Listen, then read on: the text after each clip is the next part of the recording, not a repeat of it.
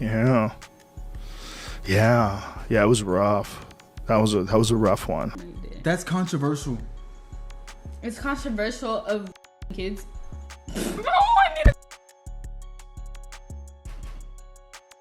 Really good. Okay, It's been a good one. Bye. Bye, guys. Mwah, mwah, mwah, mwah, mwah. Oh my! Delete everything. Delete everything. You know, it's Sad. It is sad, and I think sports are really the best way for kids to learn it. Folks, Celeste Rivas' death might be bigger than just a body in David trunk. Word is, more people could be involved, and now Joe Rogan's take on the case is shaking up the whole internet. David case, getting worse by the day with new details emerging. Folks are now connecting the dots, and what is being unveiled, shocking. Celeste may have had deeper ties to David. It ain't just about a body found in a trunk anymore, but about lyrics, hidden timelines, resurfaced footage. Fans, investigators, even Joe Rogan are stepping into the conversation, and every detail feels darker than the last. The first twist, his lyrics. People replaying Decide and catching the line. I know what the problem is. Save your tears. 7 years. I know life is complicated. You don't have to say no more. Don't know if I'm going to make it. We both have to find a way to work it out. My head is aching. You're the one that started this. At release, it felt harmless. But when you realize Celeste was exactly 7 years away from being legal, that lyric ain't just eerie. It's haunting. Like he marked the countdown in his music. Folks saying it's not coincidence. It's a coded message. And once you get it, you can't unhear it. And that ain't the only track making people raise eyebrows, because Romantic Homicide coming into play. Dropped September 7th, 2022. Guess what day that is? Celeste's birthday. He literally uploaded the track on her 12th birthday. Lyrics about killing someone, in the back of his mind, no regret. Back then, it sounded like edgy heartbreak, but now it's playing like a confession disguised as a love song. Fans screaming online, how was this missed? Why didn't anyone piece it together sooner? And Here With Me only made it creepier. The line, I don't care how long it takes as long as I'm with you. People now swear it reads like him, waiting for her to turn of age before going public. But then it got worse. Photos surfaced from his concert, grainy but clear enough, allegedly showing Celeste in the crowd with David waving at her.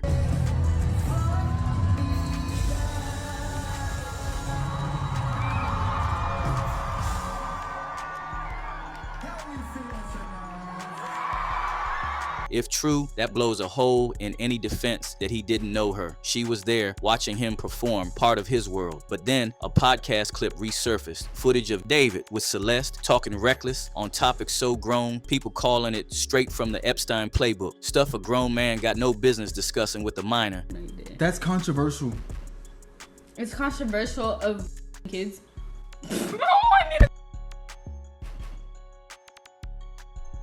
Really good. Okay, It's been a good one. Bye. Bye, guys. Mwah, mwah, mwah, mwah, mwah. Oh my! Delete everything. Delete everything. And now that she's dead, those clips ain't quirky moments, they're receipts. But it get even darker. David once described having an evil anime character that commits crimes. I'm really big into anime and I'm really big into manga.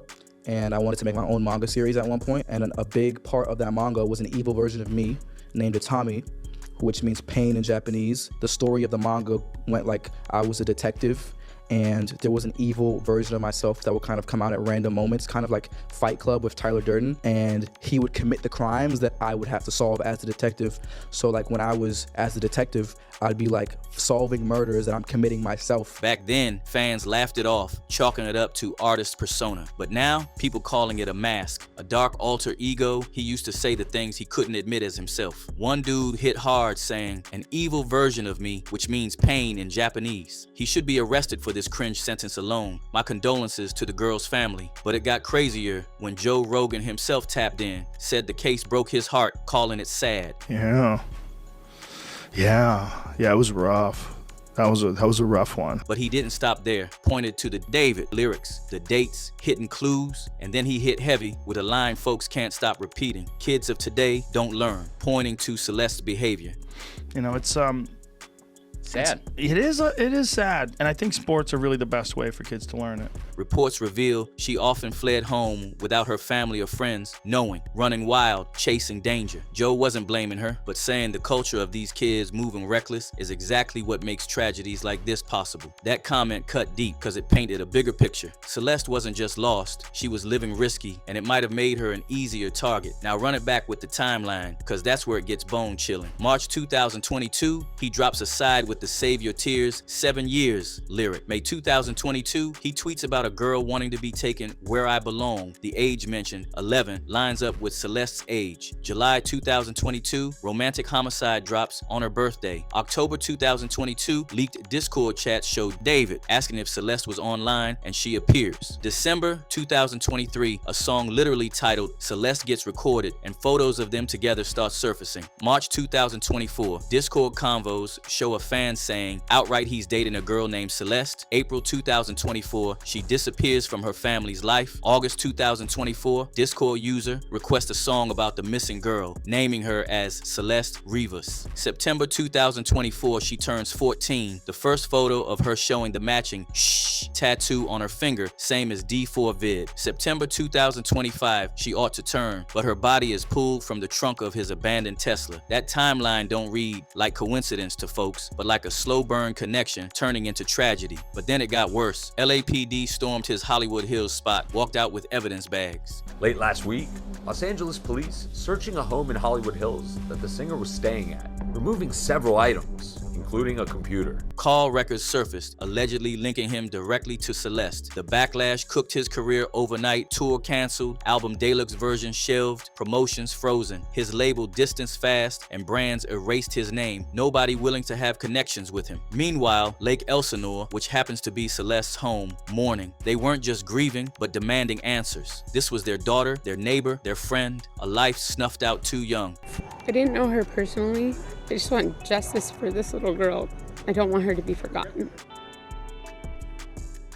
And online, voices flipped. At first, fans screamed setup, swore he was framed because his career was climbing. But now, those voices gone silent. What's left is suspicion, anger, and endless demands for truth. Folks are now demanding why he's yet to be arrested. One user wrote, how is he not in custody or even being interviewed as a suspect with all of this evidence? Another wrote, originally, I thought D4vd could be innocent because you'd have to be so stupid to hide a body in your own car and just think it'd magically disappear. But seeing all the sus messages / photos / lyrics of his own songs, he really does seem just that stupid. Rest in peace, Celeste. Even if somehow he did not commit the murder, he still dated a teenager. Time to lock bro up. Fans who rallied behind David are now asking the real questions. If he was innocent, why didn't he claim the Tesla when it was towed? Why let it sit until the smell gave it away? That silence looks like guilt, not innocence. And fans replaying his catalog are calling it a confession we all missed. One fan wrote, many of his songs include lyrics that hint at death of his significant other and killing them too. I'll include them below. It all sounded metaphorical before,